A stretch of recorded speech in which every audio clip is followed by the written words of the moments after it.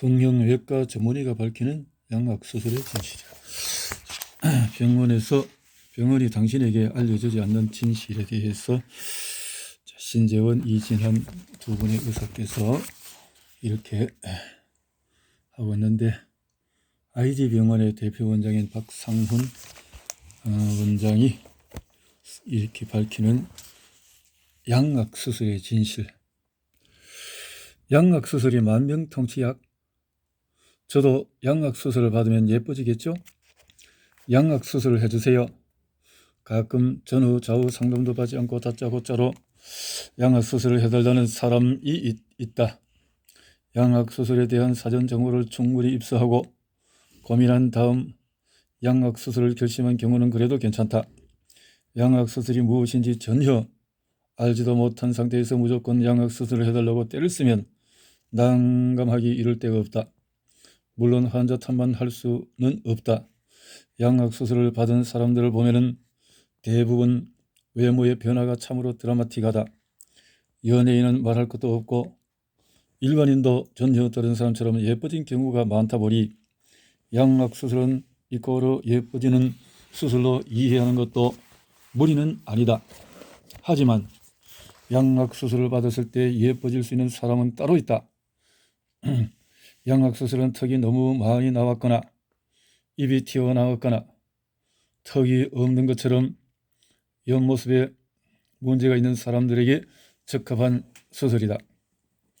옆모습이 예쁘지 않은 사람들이 양악수술을 받으면 기대했던 대로 극적인 변화를 만끽할 수 있지만 그렇지 않으면 효과가 그리 크지 않다.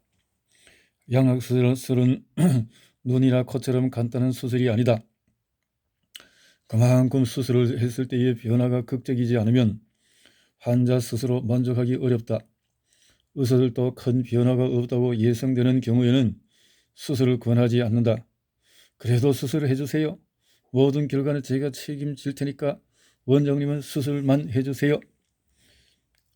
열심히 해도 끝내 고집을 피우는 사람들도 많다. 이런 사람들을 볼 때마다 양악수술을 제대로 알릴 필요가 있음을 실감한다. 왜 양악수술이 어떤 사람이든 다 예쁘게 만들어주는 만병통치약이 아닌지를 이해하려면 양악수술의 기본적인 원리부터 이해해야 한다. 양악수술이 필요한 사람은 따로 있다. 양악수술이 기술이 발달하면서 예전보다 양악수술로 효과를 볼 수 있는 사람들이 많아졌다. 특히 주걱턱, 비대칭, 돌출입, 무턱, 긴 얼굴 등이 양악수술이 필요한 대표적인 경우라 할 수 있다. 단 무턱은 일반적으로 그 상태가 심한 경우에만 주로 양악수술을 한다. 무턱은 크게 아래턱 끝부분만 작은 무턱과 아래턱 전체가 작은 무턱 두 가지로 구분된다. 엄밀한 의미에서 아래턱 끝만 작은 것을 무턱이라 하고 아래턱 전체가 작은 것을 하악 외소증이라고 하지만 대부분 이를 구분하지 않고 뭉뚱그려서 무턱이라고 부르는 경우가 많다. 아래턱 끝만 작으면 양악수술을 하지 않고 보형물을 넣거나 턱 끝만 잘라서 앞으로 빼주는 방법으로 예쁜 턱을 만들 수 있다. 그렇지만 하악 외소증인 경우에는 아래턱 전체가 작기 때문에 양악수술로 턱을 전체적으로 앞으로 빼주어야 한다. 이처럼 양악수술은 옆 얼굴이 예쁘지 않은 사람들에게 안성맞춤이다. 그런데 옆 얼굴에 큰 문제가 없는데도 불구하고 양악수술을 원하는 사람들이 적지 않다. 김소혜 씨도 그런 사람 중에 한 사람이다. 그녀는 사각턱인 얼굴이 싫다며 병원을 찾아왔다. 사각턱도 거슬리지만 사각턱 때문에 얼굴이 너무 커 보인다며 양악수술로 작고 갸름한 얼굴을 만들고 싶다고 했다. 사각턱은 양악수술 대상이 아니다. 사각턱의 경우에는 양악수술을 받으면 역효과가 나기 쉽다. 턱이 나오지 않았는데 턱을 밀어 넣으면 오히려 사각턱이 더 두드러져 보이고 얼굴도 더 납작해 보인다. 네모 얼굴에서 벗어나려다 더 확실한 네모 얼굴이 될 가능성이 크다. 사각턱은 양악수술이 아니라 사각턱을 깎는 수술을 해야 해결할 수 있다. 양악수술이 효과가 없는데도 불구하고 무조건 양악수술을 고집하는 것처럼 어리석은 일도 없다. 다만 판단이 모호한 경우는 있다. 예를 들어서 얼굴이 아주 긴 경우에는 양악수술로 확실하게 얼굴 길이를 줄일 수 있지만 그리 길지 않을 때는 갈등이 생긴다. 옆 라인에 문제가 없어 턱뼈를 위아래로만 움직이면 길이를 줄일 수는 있지만 자칫 얼굴 모양은 큰 변화가 없을 가능성이 크다. 기껏 어렵게 수술을 받았는데 변화가 별로 없으면 만족하기 어렵다. 병원마다 조금씩 입장이 다르겠지만은 아이디 병원의 경우 환자들이 아무리 원해도 수술 후에 변화가 그리 크지 않을 것이라고 판단되면 양악수술을 하지 않는다. 당장은 섭섭하겠지만 그렇게 하는 것이 결과적으로 환자나 병원 모두에게 좋은 일이라 생각한다. 뿌띠 성형의 진실은 주사 한 방으로 아름다움과 젊음을 한 손에 최근 몇 년간 킥 성형 혹은 뿌띠 성형으로 불리는 간단한 성형 방법이 큰 인기를 끌고 있다. 보톡스나 필러 같은 제품을 이용해 필요한 부위에 주사를 놓는 뿌띠 성형은 코나 이마, 주름 제거, 사각턱, 입술 성형, 가슴 성형 등 다양한 부위의 시술이 가능하다. 전신 마취가 필요 없고 비교적 간단한 주사 요법으로 성형을 하기 때문에 시간이 많지 않은 직장인이나 성형수술 부작용이 걱정되는 사람들에게 어필했던 것이다. 부작용이 거의 없고 시술이 비교적 간단해 의사들도 너도나도 뿌띠 성형에 뛰어들었다면 현재 뿌띠 성형을 하는 의원은 서울 강남에만도 수백 군데가 넘는다. 부작용 운에 달려 있다. 미국 FDA는 필러 성형 의약품을 사용한 뒤에 나타난 부작용 사례가 2003년에서 2008년 사이 총 1730건이나 보고되었다고 밝혀 파문이 일었다. FDA는 어떤 필러 제품이 심각한 부작용을 일으켰는지에 대해서는 공개하지 않았고 필러 제품을 만드는 회사들은 반발했다. 미국 FDA가 밝힌 부작용 사례는 대부분 붓는 증세였는데 일부이기는 하지만 안면마비, 얼굴 변형, 알레르기 반응이나 과민성 쇼크 등도 있었다. FDA는 곧 전문가 회의를 열어서 이 필러 의약품의 겉보지에 부작용에 대한 문구를 삽입할 것인지의 여부를 결정할 계획이다. 필러의 경우에 크게 6개월에서 1년 이내로 작용하는 단기 필러와 3년 이상 지속되는 장기 필러로 나눌 수 있다. 전자의 경우는 대개 히알루론산이 원료인 제품이고 후자의 경우는 콜라겐이나 폴리아크릴 아마이드 계열의 제품이다. 이 중에 히알루론산의 제품의 경우에 부작용이 생기더라도 흡수가 되는 물질인 만큼 위험성이 상대적으로 적은 반면에 콜라겐이나 폴리아크릴 아마이드 제품의 경우에 드물지만 염증이나 변형 등의 부작용이 생기는 경우에 몸속에 그대로 남아있기 때문에 재수술이 쉽지 않은 경우가 생길 수가 있다. 따라서 장기 필러의 경우에 시술받기 전에 더 신중해야 한다. 왜냐하면 이러한 물질이 몸속에 들어가서 부작용을 일으키지 않을지는 전적으로 운에 달려 있기 때문이다. 의사들도 어떤 사람에게 부작용이 생기는지 미리 알면 좋겠지만 불행하게도 알 수 있는 방법이 전혀 없다. 부작용이 걱정이 된다면 히알루론산 제품을 사용하면 되겠지만 효과가 오래 지속되지 않기 때문에 주기적으로 맞아야 한다는 문제점이 있다. 이렇게 서너 번을 맞다 보면 비용은 어느새 성형수술 비용을 훨씬 초과하게 된다. 또 최근 많이 시행되고 있는 지방 이식의 경우에 자기 지방을 주입함으로 염증 등의 부작용이 상대적으로 적은 반면에 많은 양이 주입되거나 잘못 주입될 경우에 지방물혹이나 석회화 등의 부작용이 생길 수가 있다. 뿌띠 성형의 부작용은 의사들은 왜 부작용에 대해서 설명을 안 해줄까? 기본적으로 필러 시술은 약간의 변화만 가능하다. 필러 시술을 받아서 큰 변화를 바란다면 차라리 성형수술을 받는 것이 낫다. 따라서 시술 후에 결과가 자신이 원한 만큼 나오지 않는 경우도 많이 생기고 자꾸 재시술을 받고 싶은 마음이 생길 수도 있다. 또한 보톡스나 필러 제품으로 근본적으로 해결할 수 없는 문제도 있다. 예를 들어 같은 사각턱이라도 뼈가 튀어나온 경우와 근육이 발달한 경우가 있는데 뼈가 튀어나온 사각턱이라면 아무리 보톡스 주사를 맞아도 말짱헌일이다. 그런데 의사들은 왜 부작용에 대해서 설명을 안 해줄까? 성형 상담을 위해 병원을 돌아다니다 보면 한 가지 특이한 점을 발견할 수 있다. 바로 의사보다 먼저 상담실장이 환자와 상담한다는 것이다. 그렇다면 과연 상담실장이 부작용에 대해서 이야기를 할까? 그들은 실적을 올려야 수입이 많아지는 사람들이다. 따라서 시술의 좋은 점은 최대한 강조하고 나쁜 점은 최소한으로 말할 수밖에 없다. 의사들도 마찬가지이다. 자신의 병원에 온 손님이 부작용 설명을 듣고 시술을 포기한다면 그만큼 손해다. 또 필러의 부작용이란 것이 몇천 명 중에 한 명 발생할 정도로 드물어서 기본적으로 부작용이 거의 없다고 이야기해도 틀리지 않다. 의사 개개인으로 따지면 1년의 부작용 건수가 한두 건에 불과할 수 있고 또 시술에 자신이 있는 경우에 대수롭지 않게 생각할 수도 있다. 그러나 병원을 찾아간 환자의 입장에서는 그 부작용이 내게 나타나면 안 되므로 충분한 설명을 들을 권리가 있다. 어티 성형 전에 반드시 확인해야 할 사항은 일단 여러 군데의 상담을 받아볼 것을 권한다. 의사와 직접 상담할 수 있고 의사가 세세하게 친절하게 설명해주면 병원이면 더 좋다.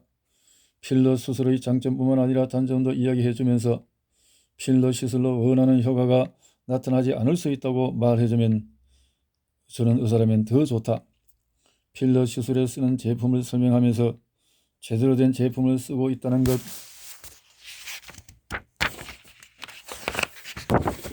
보여주면 더 믿을 수 있다. 시술 받기 전에 동의서를 받으면서 설명을 한 번 더 자세히 해주면 저는 의사라면 믿고 맡겨도 된다. 수십만 원, 수백만 원의 돈을 지불하는 고객이기도 하므로 그 정도 대우를 받는 것은 너무나 당연하다. 병원을 찾아가기 전에 인터넷으로 정보를 어느 정도 얻는 것은 좋지만은 인터넷 정보를 너무 믿지는 말자. 사실 어떤 시술이나 수술도 마찬가지겠지만은 충분한 경험이 중요하다. 그러나 어떤 의사가 충분한 경험을 쌓았는지 알 수 있는 방법은 사실상 없다. 하지만 의사와 상담하면서 이런저런 질문을 해보면 그 의사가 경험이 많은지 적은지를 어느 정도는 파악할 수 있다. 일생일대의 결정인데 그 정도 발품을 파는 것은 당연하다.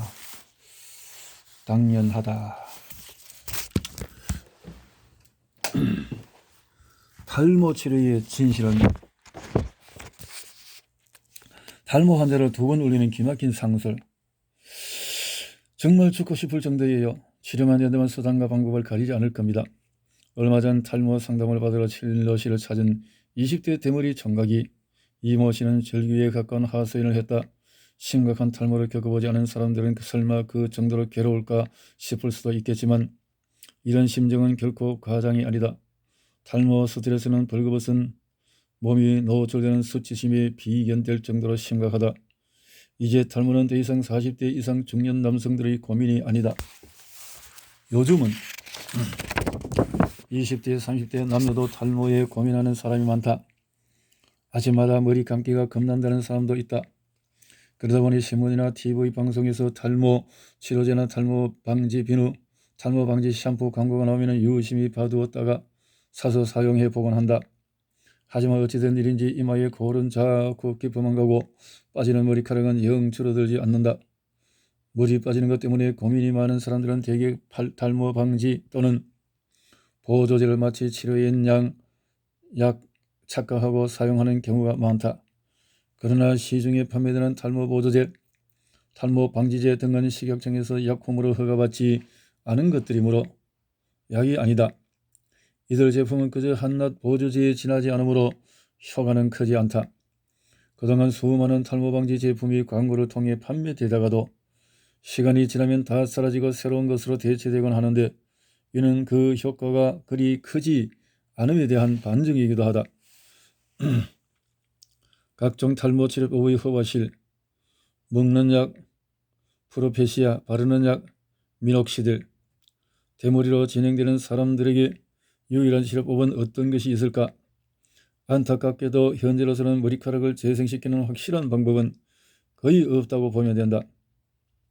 물론 식약청에서 치료 효과가 입증되고 부작용이 자세히 밝혀져 있어 안전성이 검증된 남성형 탈모증 치료약으로 먹는 약인 프로페시아와 바르는 약인 미녹시딜이 있다. 하지만 이 약들의 치료 효과는 프로페시아가 약 80%, 미녹시딜이 약 30에서 40%이다. 그나마 효과가 있는 경우로도 약을 중단하면 다시 모발이 빠진다. 모발관리업체. 최근 시중에 두피 모발관리 업체들이 기하급수적으로 일어나고 있다. 탈모로 속상해하는 환자들은 이러한 업체들의 광고를 보면 혹하게 마련이다. 물론 약간의 효과는 있을 수 있다. 그러나 식약청에서 허가된 약물인 프로페시아나 미녹시딜을 비교해보면 임상적인 근거가 약한 비효율적인 방법이다. 또 약물 치료의 경우도 중단하면 머리카락이 다시 빠지는 것처럼 두피 관리도 중단하면 그나마 나타나던 효과가 물거품처럼 사라진다. 게다가 효과에 비해서 비용도 너무 많이 들기 때문에 그리 좋은 방법이라고 할 수 없다. 줄기세포 탈모 치료법. 요즘 줄기세포를 이용하여 탈모를 치료한다는 이야기가 솔솔 나오고 있다. 하지만 아직 그 치료 효과와 부작용이 입증되지 않아서 현실에 적용하기는 힘들다. 줄기세포 치료라는 것이 아직 어떤 질병이 어떤 효과를 보일지에 대한 명확히 밝혀진 바가 없다. 또 이 치료가 비록 효과가 있더라도 장기적으로 암과 같은 부작용에 대한 관찰이 필요하므로 탈모 치료에 줄기세포를 적용하는 것은 시기상조이다. 메소테라피로 탈모를 치료하는 방법도 있는데 그 효과 역시 신통치가 않다. 메소테라피는 글자 그대로 메조 주석바늘 테라피라는 치료라는 뜻으로 탈모 치료에 도움이 된다고 기대하는 여러가지 영양성분들을 주사기에 넣어 탈모 주위에 주입하는 치료법이다. 하지만 실제로 치료 효과가 뛰어나지 않아 최근에는 많이 시행되지 않고 있다. 주사 성분으로는 비타민 C, 비타민 E, 태반 추출물 등 여러 가지이다. 하지만 주사를 맞은 부위에 염증이 생기거나 두피가 딱딱해지는 흉터 반응 등의 부작용이 발생할 수 있어서 탈모의 영구적인 치료법은 아니다. 결국 대안은 모발 이식뿐이다. 모발 이식의 원리. 남성의 대머리는 유전적인 성향이 강하기 때문에 일단 탈모가 시작되면 원상 회복이 불가능하다. 따라서 현재까지 대머리에 대한 가장 완전한 의학적 해결책은 모발 이식밖에 없다. 한마디로 민둥산에 나무를 심어 조림을 할 수밖에 없다는 것이다. 심은 머리카락은 원래 굵기를 유지하며 영구적으로 자라므로 흔히 대머리라고 불리는 남성형 탈모증은 물론 여성형 탈모증 및 여성의 넓은 이마, 무모증, 두피 흉터 등의 치료에 활용된다. 모발 이식은 자신의 후두부, 머리카락의 모근을 뽑아 탈모 부위에 이식하는 시술로 머리카락의 위치만 후두부에서 앞머리 부위로 이동시킨 것뿐, 이식 후에는 후두부에서 자라는 양상대로 똑같이 자란다. 한번 이식한 머리카락은 가늘어지지나 빠지지 않고 영구적으로 자란다. 수술 결과에서 중요한 점은 생존율과 자연스러움인데 이것은 의사의 경험과 관련이 많다. 20대 모발 이식은 오히려 해가 된다. 그렇다면 과연 모발 이식은 모든 단계의 탈모에 적용되는 만병통치약일까? 그렇지 않다. 아직 그리 심하지 않은 탈모 초기의 남성 20대 남성이 모발 이식을 받고 싶다며 병원을 찾는 경우가 흔하다.